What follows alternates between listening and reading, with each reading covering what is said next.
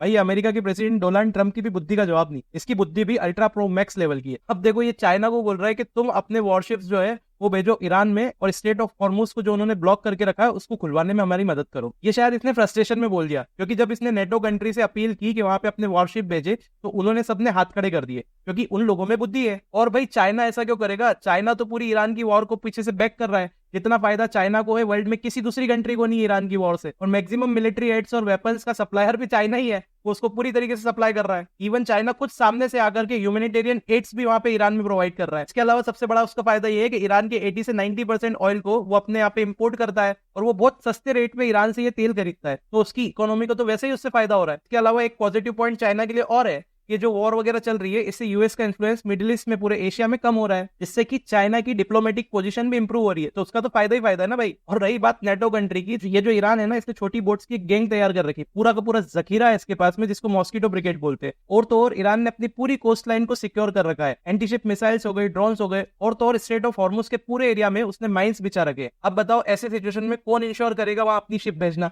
यार stay tune, और ऐसी और इन्फॉर्मेशन के लिए अपने भाई को फॉलो कर लीजिए।